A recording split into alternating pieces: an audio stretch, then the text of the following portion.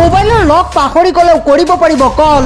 Emergency বা বিপদৰ সময়ত অন্য লোকেও আপোনাৰ মোবাইল নি ঘৰলৈ কল কৰিব পাৰিব, যাৰ বাবে আপুনি প্ৰথমে মোবাইলৰ ছেটিঙত গৈ কৰিব লাগিব কিছুমান কাম। ছেটিঙত গৈ চাৰ্চ কৰক ইমাৰ্জেঞ্চি বুলি চাৰ্চ কৰাৰ লগে লগে স্ক্ৰলিং কৰি থাকক। স্ক্ৰলিং কৰিলে আপোনালোকে দেখিবলৈ পাব ইমাৰ্জেঞ্চি কণ্টেক্ট।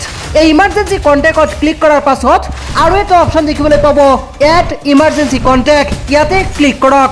ইয়াতে ক্লিক কৰাৰ লগে লগে আপোনাৰ পৰিয়ালৰ যিকোনো লোকৰ নাম্বাৰ আপুনি ইয়াতে এটাকৈ এড কৰি ৰাখক।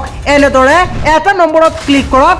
ক্লিক কৰাৰ পাছত আপুনি পুনৰবাৰ এড ইমাৰ্জেঞ্চি কণ্টেক্টত যাওক আৰু আপোনাৰ ভাতৃ ভগ্নী মা দেউতা সকলোৰে নাম্বাৰ ইয়াতে ছেভ কৰি ৰাখক। ইয়াতে ছেভ কৰাৰ পাছতে যদি মোবাইলৰ গৰাকী কেতিয়াবা বিপদত পৰি যায় বা মোবাইলৰ লক পাহৰি যায়, তাৰ পাছতো এই চিলেক্টেড নাম্বাৰসমূহত যিকোনো মুহূৰ্ততে কল কৰিব পাৰিব। অতি দৰকাৰী এই ভিডিঅ'টো শ্বেয়াৰ কৰি আপোনাৰ প্ৰফাইলত ৰাখি থৈ দিয়ক।